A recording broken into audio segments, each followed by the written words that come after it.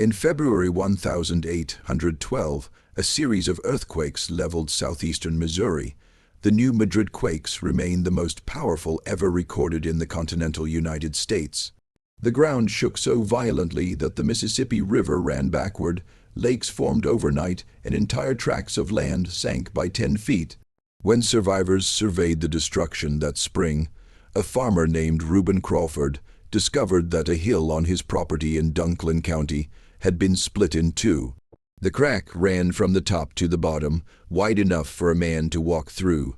Crawford walked inside. What he encountered was neither rock nor an empty void. He found rooms, chambers with smooth walls, ceilings 12 to 15 feet high, and passages linking one space to the next. The walls were polished, not rough cave stone, but a surface that had been shaped by something, leaving parallel scratches in the limestone. The ceilings were arched, the floors were even. Crawford told his neighbors by the next evening 7 men had entered the hill. Every single one confirmed the same details. This was not a cavern. Caverns do not have right angles. Caverns do not keep consistent ceiling heights from chamber to chamber. Caverns do not connect via passages cut at perpendicular angles to the main holes. Crawford wrote a letter to St. Louis. That letter still exists in the Dunklin County Court Archive. He received no reply. By autumn 1812, the entrance had closed itself. Aftershocks shifted the rock and the crack collapsed, but Crawford repeated one detail until his dying day that he could never explain. The ceilings were too high. 12 to 15 feet is not the height a man of 5'8" requires. It is the height someone considerably larger would need. The hill still stands on that same ground.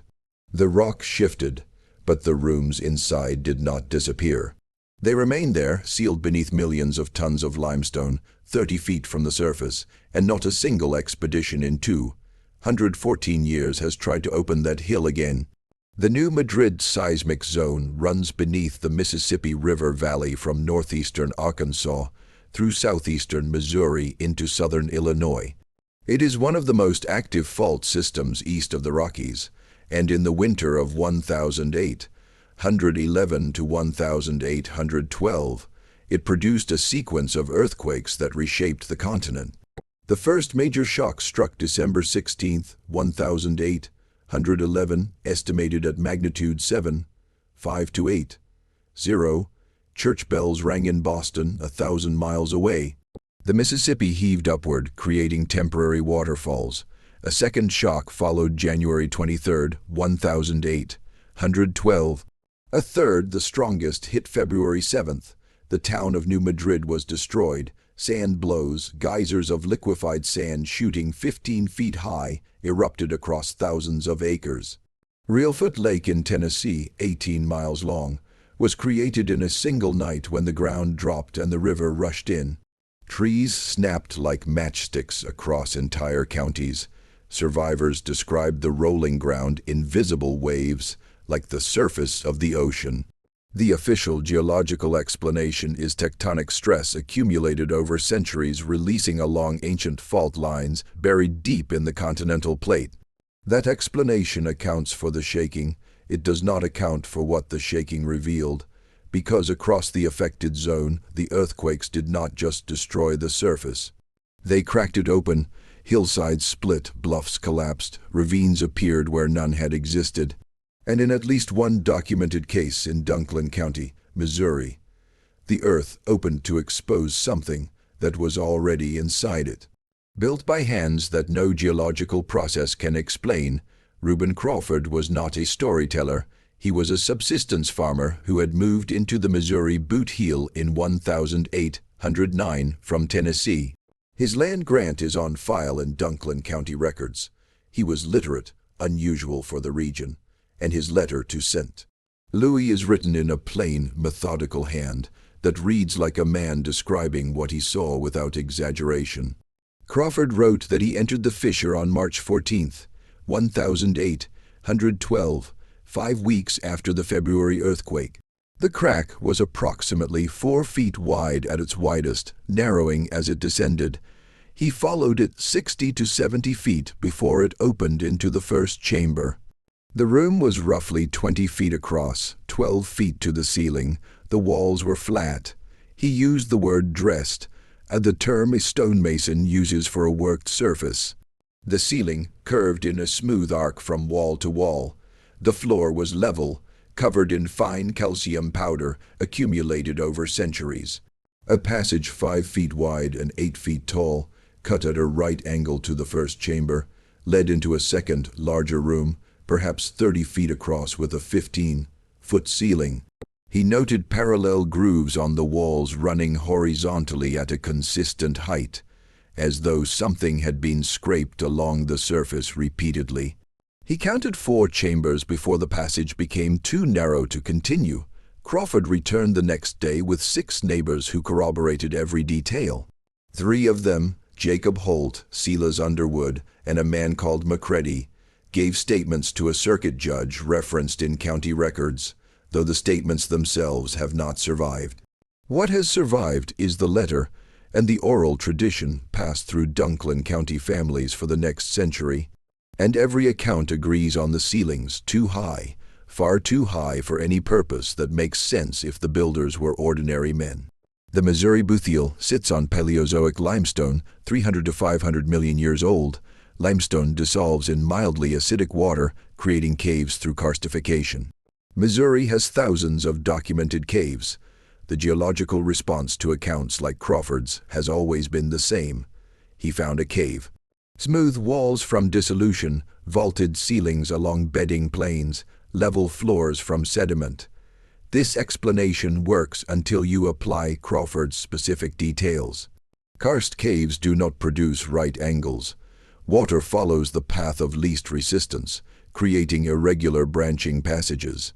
Crawford described 90-degree connections. Karst caves do not maintain uniform ceiling heights across chambers. Each room reflects local geology. Crawford described consistent 12 to 15-foot ceilings across 4 separate rooms. Karst caves do not produce parallel horizontal grooves. Water creates scalloped, undulating surfaces. Crawford described straight marks at uniform height, and karst caves in the Buthiel form in flat, lying limestone beneath the alluvial plain, not inside hilltop outliers. Crawford's Hill was a remnant knob of older rock protruding above younger sediments. Whatever was inside it did not form the way Missouri caves form. The geology provides the material. It does not provide the architecture. And Crawford described architecture in a farmer's language: dressed walls, vaulted ceilings, level floors, right-angle passages. The question the geological explanation cannot answer is why a man with no motive to fabricate would use construction terms to describe a natural cave. The entrance to Crawford's chambers closed in autumn 1812. Aftershocks continued for over a year, and one shifted the hillside enough to collapse the fissure. Crawford noted this in a second letter to his brother in Tennessee, preserved in the family and donated to the Dunklin County Historical Society in 1923. He wrote that the crack had narrowed to less than a foot, and the upper portion had filled with debris. He tried clearing it with a shovel and gave up after 2 days when he hit solid rock that had shifted into the passage. The rooms, he wrote, were beyond reach unless someone could break through 20 feet of limestone. Nobody tried. The region was devastated. The population halved within 2 years as families fled east. By the 1830s, the hill was overgrown and the fissure invisible. Crawford died in 1841. His sons did not attempt to reopen the hill. The land changed hands through the 19th and 20th centuries. Today, it is part of a soybean operation, and the hill, a limestone knob roughly 60 feet high and 200 feet across, sits at the edge of a cultivated field with no marker, no sign, no indication that anything was ever found inside it. Ground, penetrating radar, capable of mapping subsurface voids to 30 feet in limestone, has been available since the 1980s. It has never been used on Crawford's Hill. The site is accessible, The record is documented, and no institution has expressed interest in determining whether the chambers are still intact. The hill sits in a soybean field, and the rooms inside it remain exactly where the earthquake left them. Crawford's discovery was not the only anomaly the earthquakes exposed. Near Little Prairie, Missouri, a fissure opened in a river bluff, revealing what settlers described as a stone wall running horizontally through the cliff face. Cut blocks tightly fitted, buried under 15 feet of sediment, visible for 40 feet before aftershocks closed the crack. No samples taken. No measurements beyond verbal accounts from 3 families.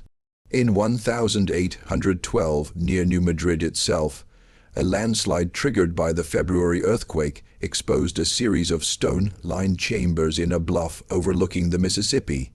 A riverboat pilot named James Fletcher noted the discovery in his log, describing rooms cut into the rock with finished walls and a ceiling that was too regular to be natural.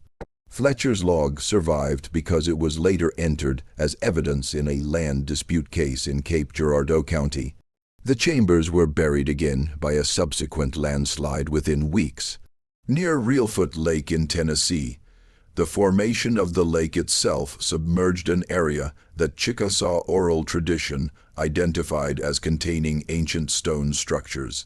The Chickasaw had not built them. They attributed them to the people who came before, using the same language that the Shawnee and the Delaware used to describe the builders of the Ohio Valley earthworks and the Appalachian hilltop fortresses. Those structures are now beneath 18 miles of lake water and sediment, inaccessible without submersible equipment that has never been deployed for this purpose. Each of these accounts is treated as an isolated curiosity, a farmer's letter here, a riverboat log there, an oral tradition dismissed as legend. But lay them on the same map, along the same fault line, exposed by the same seismic event, and the pattern becomes difficult to ignore. Something is beneath the surface of the Mississippi Valley, and the New Madrid earthquakes, for a brief window in 1811 and 1812, cracked the earth open far enough to glimpse it. Crawford's description of 12 to 15-foot ceilings is the detail that separates his account from a simple cave discovery. Cave ceilings vary. Some are 3 feet, some are 60. The height alone means nothing. What matters is the consistency. Crawford described 4 chambers, each with approximately the same ceiling height, connected by passages that were 8 feet tall. That is not geological variation. That is a design specification. And the specification does not match the physical dimensions of any known population that inhabited the Mississippi Valley in recorded history. The Mississippian culture, which built Cahokia and the Great Mound complexes, constructed buildings with ceiling heights of 7 to 9 feet, matching a population averaging 5 feet 6 inches. 12 to 15 feet is not incremental. It is nearly double. The underground location adds another dimension. These rooms were not open-air structures where high ceilings might serve ventilation or status display. They were sealed inside a limestone hill, where every additional foot of ceiling height represents exponentially more labor in rock removal. You do not cut a 15-foot ceiling underground unless you need 15 feet of clearance. The oral traditions of the region offer the same answer they offer across the Ohio Valley, the Appalachians, and the Great Lakes.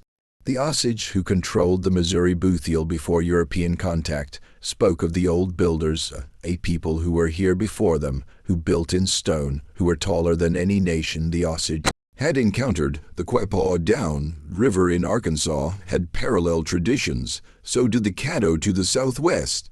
3 nations, 3 separate language families, all describing the same thing, a race of builders who preceded them, who worked in stone, who were physically larger, and who vanished before living memory. Crawford did not know these traditions. He was a Tennessee farmer who walked into a cracked hill and measured what he saw. The ceilings were 12 to 15 feet. The passages were 8 feet tall, and the builders were gone. The Mississippi Valley is one of the most geologically active, and least archaeologically explored subsurface environments in North America. The alluvial plain buries everything beneath it. Modern archaeology focuses on surface sites, mound complexes, village remains, artifact scatters. The subsurface, anything below 15 feet, is treated as geology, not archaeology. But the new Madrid earthquakes demonstrated that the subsurface is not empty. The seismic upheaval was, in geological terms, a random sample. The cracks ran along unpredictable lines and exposed whatever happened to be in their path. In that random sample, multiple witnesses independently reported worked stone, constructed chambers, and architectural features buried beneath the alluvial surface.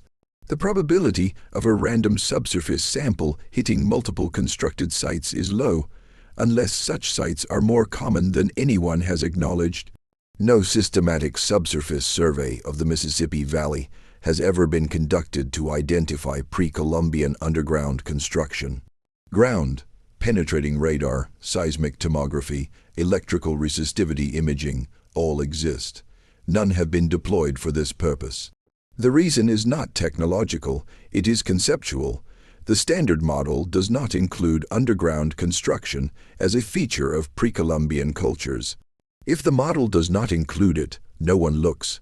If no one looks, no one finds, and the absence of findings is cited as evidence that there is nothing to find.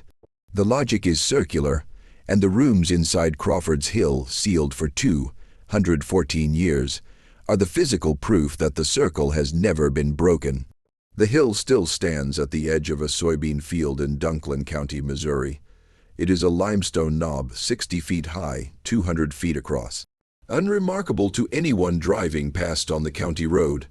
There is no marker, no fence, no sign indicating that in the spring of 1812, 7 men walked into this hill and found rooms with dressed walls, vaulted ceilings, and passages that connected at right angles. The landowner knows the story. Families in Dunklin County have passed it down for 2 centuries. It is not a secret. It is simply something that nobody with the authority to investigate has ever chosen to act on. Crawford's letter is in the county archive. The circuit judge references exist. The oral tradition is consistent across multiple families, with no motive to coordinate a fabrication spanning 2 centuries. The technology to see through 30 feet of limestone without breaking the surface has existed for 40 years. A single ground, penetrating radar survey could confirm or deny the chambers within hours. It has not been done. The New Madrid fault is still active. Geologists estimate a 25 to 40% chance of a magnitude 6.0 earthquake in the zone within 50 years. If it strikes, it may crack the hills again and expose what lies inside them. Or it may bury the evidence deeper and close the question permanently. The earth opened in 1812 and showed Reuben Crawford something that did not fit any story he had ever been told about the land he lived on. Rooms cut from solid limestone, ceilings too high for any man he knew, walls too smooth for any tool he recognized, passages too precise for any natural process he could name. The earth closed again, and the institutions that should have pried it back open chose not to. The hill is still there. The rooms are still inside it, and the only thing standing between the question and the answer is a decision that no one with a budget and a mandate has been willing to make. Reuben Crawford measured those ceilings at 15 feet. He was 5 feet 8 inches tall. The difference between those 2 numbers is the distance between what we are told about this continent and what is actually beneath it.